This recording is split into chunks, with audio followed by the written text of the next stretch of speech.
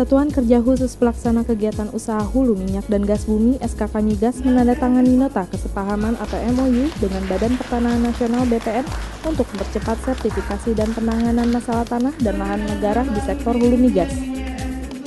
Kepala SKK Migas Rudi Rubiandini mencanangkan bahwa tahun ini adalah tahun pengeboran dan maka dari itu Rudi meminta inventaris dan identifikasi sertifikasi lahan negara.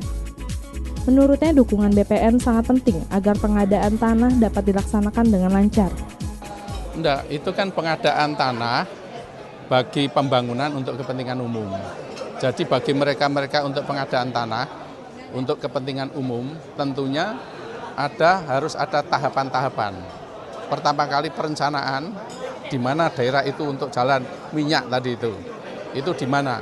Kemudian kira-kira anggaran yang tersedia berapa. Dokumen-dokumennya nanti dengan rakyat karena tanahnya masih di tangan rakyat. Surat-surat masih di tangan rakyat. Jadi BPN tinggal melakukan rincian. Itu tahap pelaksanaan. Jadi ada 4 tahap itu pelaksanaan itu.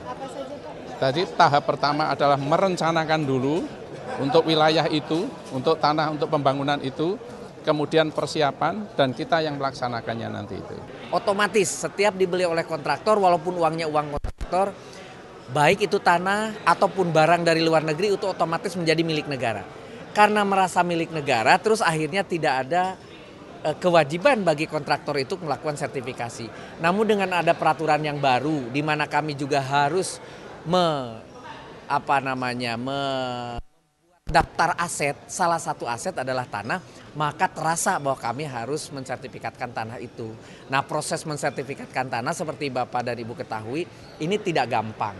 Dulu ini tidak ada kewajiban untuk sertifikat. Sekarang kita memasuki masa untuk melakukan sertifikasi agar tanahnya boleh dipakai. Nah, dengan adanya kewajiban ini kita pikir ini kan menghambat kalau menggunakan batasan 1 hektar. Tapi kalau ini 5 hektar jadi tidak menghambat lagi. Nota kesepahaman yang dilakukan ini juga berfungsi untuk mewujudkan tata tertib administrasi dan memberikan kepastian hukum dengan cara memberikan prioritas. Nuni Hermansyah, Bambang Dodi, Aktual TV melaporkan.